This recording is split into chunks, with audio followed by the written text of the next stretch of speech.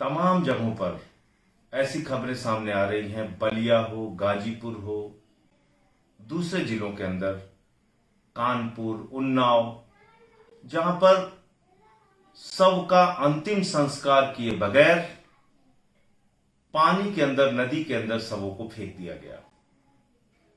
उनकी तस्वीरें आ रही हैं। चील कौवे उन शवों को नोच रहे हैं, कुत्ते उन शवों को नोच रहे हैं। उनकी ऐसी दुर्गति आपने शायद कभी सपने में, कभी कल्पना में नहीं सोची होगी, जैसा इस वक्त देखने को मिल रहा है। और ये कोई मामूली घटना नहीं है साथियों। एक खबर आज अखबारों में सामने आई है, दैनिक भास्कर की यह खबर है। 1140 किलोमीटर में गंगा के किनारे 27 जिलों का इन्होंने आकलन किया है। गंगा के किनारे 27 जिलों में नदी के घाटों पर लगभग 2000 शव पाए गए हैं, 2000 लाशें पाई गई हैं। आप कल्पना कीजिए इस घटना की भयावहता का। आप कल्पना कीजिए बदइंतजामी की भयावहता का। आप कल्पना कीजिए कि इंसान के साथ जानवरों से ज्यादा बदतर व्यवहार हो रहा है। और इन सब के बावजूद हमारी उत्तर प्रदेश की सरकार वाहवाही लूटने में लगी हुई है और दावे कर रही है कि WHO ने हमारी ये तारीफ की। उत्तर प्रदेश में सरकारी आंकड़ों में यह दिखाया जा रहा है कि कोरोना के मरीज कम हो रहे हैं, कोरोना के केसेस कम हो रहे हैं, कोरोना से मरने वालों की संख्या कम हो रही है। और ये सारा दावा झूठा दावा है, गलत दावा है। हकीकत इससे बिल्कुल उलट है। और हकीकत यह है कि आज उत्तर प्रदेश के तमाम जिलों में 5-6 जिलों को अगर छोड़ दिया जाए तो कहीं पर कोरोना की टेस्टिंग ही नहीं होती। यानी कोरोना की बीमारी का जांच केंद्र 75 जिलों में से मात्र 5-6 जिलों में ही मौजूद है, बड़े शहरों में मौजूद है, और कहीं कोरोना की जांच नहीं हो सकती। अगर बलिया में, सुल्तानपुर में, आजमगढ़ में, गाजीपुर में, या फिर बागपत में, मेरठ में, जो आसपास के जो इलाके हैं, तमाम जिले हैं, अगर वहां पर कोरोना के किसी मरीज को अपनी जांच करानी हो तो कई कई दिन उनकी जांच की रिपोर्ट आने में लगते हैं। जांच नहीं हो सकती। और अगर जांच नहीं हो रही है तो गांव में होने वाली मौतों का जिम्मेदार कौन है? गांव में होने वाली इन मौतों को चिकित्सीय सुविधा क्या मिल रही है? हॉस्पिटल क्या मिल रहा है? डॉक्टर क्या मिल रहे हैं? ऑक्सीजन क्या मिल रहा है? वेंटिलेटर क्या मिल रहा है? दवाएं क्या मिल रही हैं? किसको पता चलेगा? अब गाजीपुर में ये जो लाशें पाई गई हैं, इनकी जो मौतें हुई हैं, किन कारणों से हुई हैं, क्या पता इसका? उन्नाव में नदी के घाट के किनारे बालू के नीचे इन शवों को दबा दिया गया। आप शवों को बालू से ढक सकते हैं, छिपा सकते हैं, लेकिन अपनी कमियों को छिपाने से समस्या का समाधान नहीं होगा। यह उत्तर प्रदेश की सरकार को, योगी आदित्यनाथ जी को समझना चाहिए। आप कोरोना की जांच पर रोक लगा देंगे, कोरोना की रिपोर्ट कम आएगी, कोरोना के नंबर कम आएंगे, इससे कोरोना की बीमारी कम नहीं होगी, इससे मरने वालों की संख्या कम नहीं होगी, इससे उत्तर प्रदेश में कोरोना की भयावहता कम नहीं होगी, बल्कि यह लगातार और बढ़ेगी और भयानक रूप लेगी।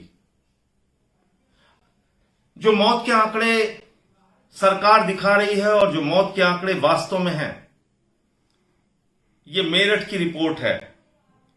25 तारीख को सरकारी आंकड़ों में 7 मृत्यु दिखाई गई कोरोना से, जबकि शमशान पर जो कोरोना के से मरने वाले, कोरोना से जिन लोगों की मृत्यु होती है, उनके लिए जो शमशान बनाया जाता है, उस शमशान पे 25 लाशें जलाई गई।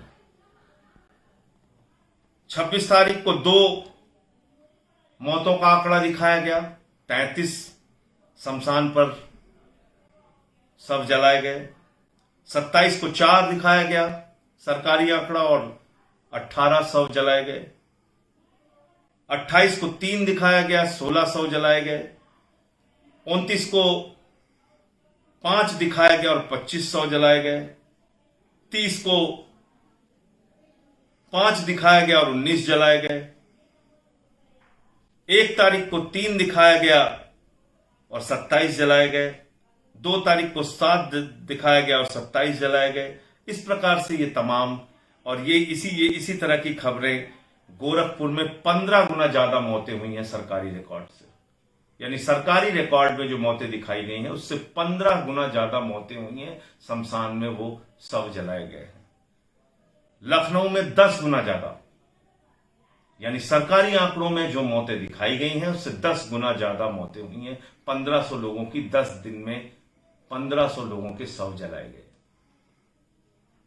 कानपुर में 5 गुना ज्यादा, सरकारी आंकड़े जो दिखाए गए उससे 5 गुना ज्यादा शव जलाए गए। और ये मणिकर्णिका घाट जो वाराणसी का, काशी का है, उसमें ये खबर है कि 24 घंटे वहां पे चिताएं जल रही हैं। और इसमें 1 मई में दिखाया गया कि सरकारी आंकड़े में 30 अप्रैल को 13, जबकि कब्रिस्तान में 100 जलाए गए, शमशान में 100 जलाए गए 70, 1 मई को 15 और सरकारी आंकड़ों में, और 85 100 शमशान में जलाए गए। इसी तरीके का 11, 61, 2 मई का आंकड़ा है, 17 की जगह 58 शव जलाए गए, ये 3 मई का आंकड़ा है। 8 की जगह 66 शव जलाए गए, ये 4 मई का आंकड़ा है। 5 मई का आंकड़ा है, 9 सरकारी आंकड़े में दिखाए गए और 73 जलाए गए। और झांसी और भी भयानक हालत में है। यहां तो बिल्कुल सरकारी आंकड़ों को छिपाया गया। 25 तारीख को 500 दिखाए गए और 97 शव जलाए गए। 26 तारीख को 700 दिखाए गए, 27 तारीख को 700 दिखाए गए और 92 शव जलाए गए। इस तरह से ये आंकड़ा आप देखिए, कितनी ज्यादा मौतें उत्तर प्रदेश में हो रही हैं। गांव गांव में मौतें हो रही हैं इस वक्त। और अगर यही आलम रहा तो मैं आपसे कहना चाहता हूं, ये भयानक तस्वीरें रुकने वाली नहीं हैं और तेजी के साथ ये बढ़ेंगी। इसलिए कृपा करके मैं विनती कर रहा हूं उत्तर प्रदेश की सरकार से, आप आंकड़ों की कलाबाजी में, आंकड़ों से खेलने में, आंकड़ों को छिपाने के चक्कर में मत फंसिए, बल्कि जो हकीकत है उसको सामने लाकर, उसको देखकर उससे लड़ने की तैयारी कीजिए। और जरूरत इस वक्त है गांव गांव में वैक्सीनेशन केंद्र खोलने की, गांव गांव में डॉक्टरों का इंतजाम करने की, पीएचसी में, सीएचसी में अच्छे अस्पताल की व्यवस्था करने की, सरकारी अस्पतालों में जिले के अंदर हर जिले में कोरोना के जांच केंद्र बनाने की। आज इस वक्त जरूरत है उत्तर प्रदेश में वैक्सीनेशन के जरिए सबको सुरक्षा देने की। आज तो आपके पास वैक्सीन नहीं है, वैक्सीन के केंद्र बंद पड़े हुए हैं। वैक्सीन कैसे लगेगी लोगों को? आपने ऑनलाइन सिस्टम कर दिया है। गरीब आदमी, आप मुझे बताइए कैसे वो ऑनलाइन अपना नाम दर्ज कराएगा, कैसे उसको वैक्सीन लग पाएगी? तो ये वैक्सीनेशन के लिए जितने नियम आपने बना दिए, ये तो एक सामान्य आदमी, गांव का आदमी उत्तर प्रदेश में फॉलो कर ही नहीं सकता। इसको वो कैसे पालन करेगा और कैसे उसको वैक्सीन लगेगी? इसके बारे में तत्काल कोई कदम उठाने की जरूरत है। जिलों में ऑक्सीजन का इंतजाम हो, बेड का इंतजाम हो, वेंटिलेटर का इंतजाम हो, तो ये मौतें रुक सकती हैं। तो आपको नदी के घाट के किनारे ये मरने वाले लोगों के दृश्य, उनकी शव, ये जो दिख रहे हैं, ये तस्वीरें तब रुक सकती हैं। जिन लोगों को इस कोरोना की महामारी में अपनी जान गंवानी पड़ रही है, कम से कम उनको अंतिम संस्कार की तो व्यवस्था हो जाए। 20-20 हजार रुपए लकड़ियों के लिए जा रहे हैं। ये प्रयागराज से एक वीडियो मैंने डाला था, एक जवान अपनी व्यथा बता रहा था, आनंद त्रिपाठी। तो ये उत्तर प्रदेश में एम्बुलेंस के नाम पे भारी लूट हो रही है, प्राइवेट हॉस्पिटल्स में भारी लूट हो रही है। उसकी कैपिंग कीजिए। आपने नियम जारी कर दिया कि एम्बुलेंस वाले इससे ज्यादा पैसा नहीं लेंगे। हर जिले में लूट हो रही है। आपने प्राइवेट हॉस्पिटल्स के लिए कोई नियम नहीं बनाया। जो अस्पताल चाह रहा है, जैसे चाह रहा है, वो पैसे ले रहा है, पैसे खा रहा है। इस महामारी में लोगों को लूटा जा रहा है। तो इसलिए मैं ये अनुरोध करूंगा इस सरकार से कि आप जागिए, कुछ योजनाएं बनाइए और उत्तर प्रदेश की जनता के जीवन को बचाने की कोशिश कीजिए। कैसे बचेगा जीवन? पूरी तरीके से उत्तर प्रदेश के लोगों को वैक्सीन लगने से बचेगा। उसके लिए क्या जरूरी है? ऑनलाइन का नियम खत्म करके गांव गांव में वैक्सीन का केंद्र बनाया जाए, लोगों को वैक्सीन लगाई जाए। नंबर 1, कैसे कोरोना की महामारी का पता चलेगा? हर जिले में कोरोना जांच के केंद्र खोले जाएं और लोगों को पता चल सके कि उनको कोरोना की बीमारी है और उसके हिसाब से उनको ऑक्सीजन बेड की जरूरत है या आईसीयू की जरूरत है, उसका इंतजाम हर जिले में किया जाए, डॉक्टर्स के इंतजाम किए जाए। कैसे प्राइवेट अस्पतालों की लूट रुकेगी, कैसे गरीब आदमी को राहत मिलेगी? उसके लिए प्राइवेट हॉस्पिटल्स के ऊपर भी एक नियम लागू होना चाहिए कि कोरोना के मरीज से किस काम का कितना पैसा लेना है, उससे ज्यादा पैसा वसूला ना जाए।